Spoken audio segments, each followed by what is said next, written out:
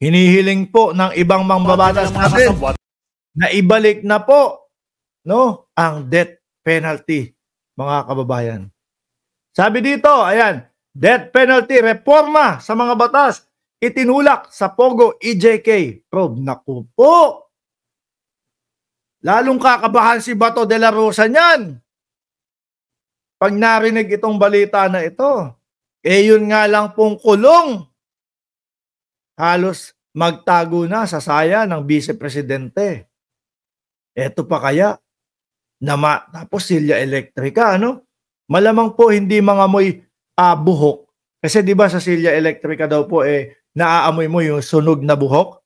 So, pag si Bato de la Rosa, mga kababayan, malamang po, walang amoy sunog na buhok.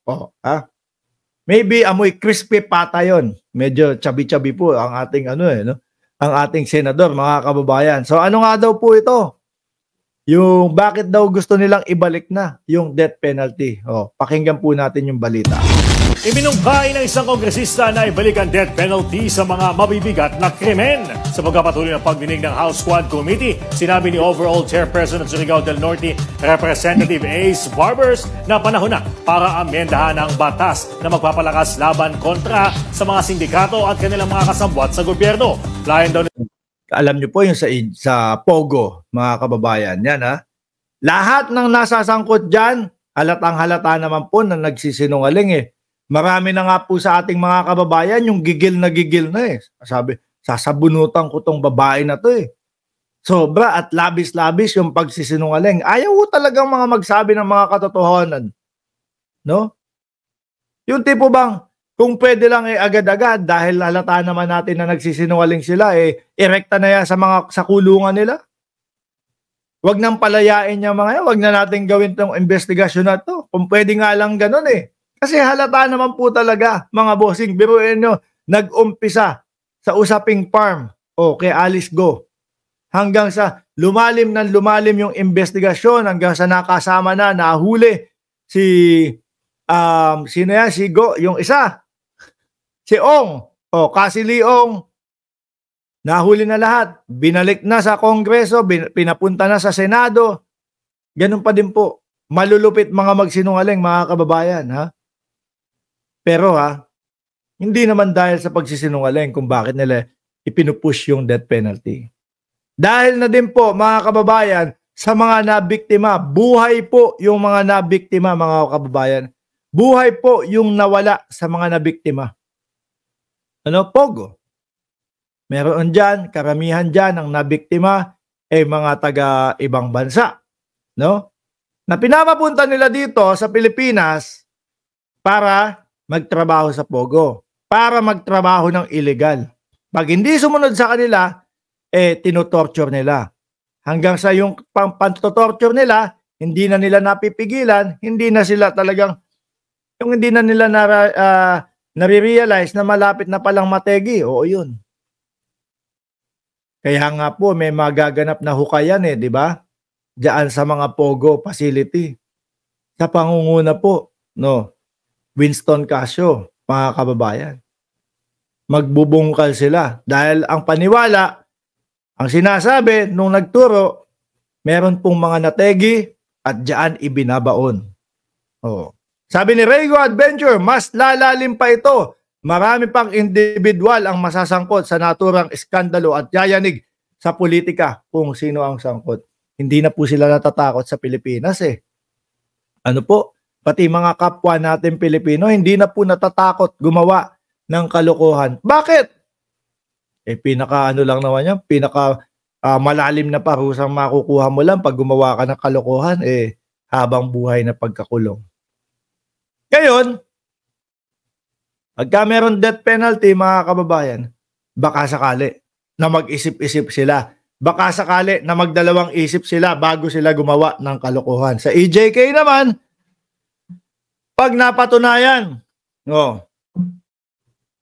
yung mga pang-aabuso sa karapatang pantao, ay nako, baka Silya Electrica. Ano kaya? Kayo, papiliin kayo? Silya Electrica? Bigte yung Igarote? Meron pa dati nung unang panahon ho, mga kababayan, uupo ka, no, sa upuan. Tapos may bakal dito sa leeg mo, tapos nandito merong parang bakal din. To. Tapos sa likod may pinipihit, no, unti-unti sumasakal sa iyo. Ano sa tingin niyo maganda para dito sa mga kolokoy na to na wala pong tigil sa paggagawa ng mga kalokohan dito dyan sa Pilipinas? O, tuloy natin to. Itong maibalik ang kapayapaan at kaayusan sa bansa, lalo na ngayon na hindi umano natatakot ang mga kriminal at lantaran na naging patayan sa ilalim ng extrajudicial killings. Ayon naman sa kongresista, tinukoy ng komite ang mga pulis na nagiging hard killer sa pagtanggap ng pera kapalit ang pagpapaslang sa mga drug suspect. Grabe.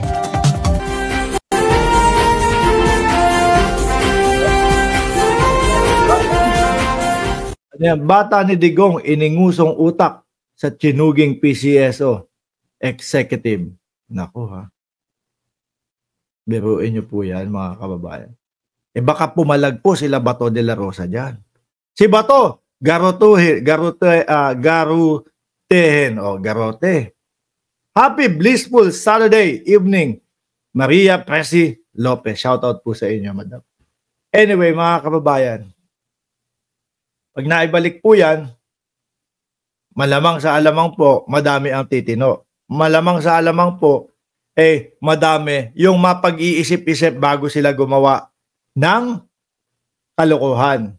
Okay? Pero syempre, hiling din natin. Kailangan, kung sakaling ibalik yan, yung investigasyon, 100%, no? Na maayos.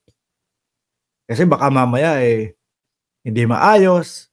Tapos merong mga hindi naman talaga sila yung gumawa ng kasalanan at ma-death penalty. Ano po? Yan naman yung negative effect ng death penalty po, mga kababayan. Kailangan talagang sigurado 100% na yung taong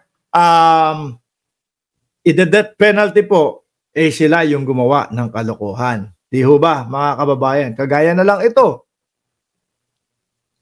Si Roque. Mga kababayan, pumunta na tayo doon sa kay Roque. No? Pumunta po tayo kay Roque. Mali ang strategy talaga, mga bossing. Maling-mali. Ito na nga po, sabi ni Distance.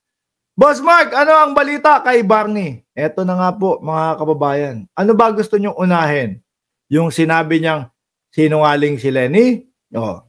O yung isa na ini-invite yung mga kakamping? Unahin natin. Etong Hindi. yan.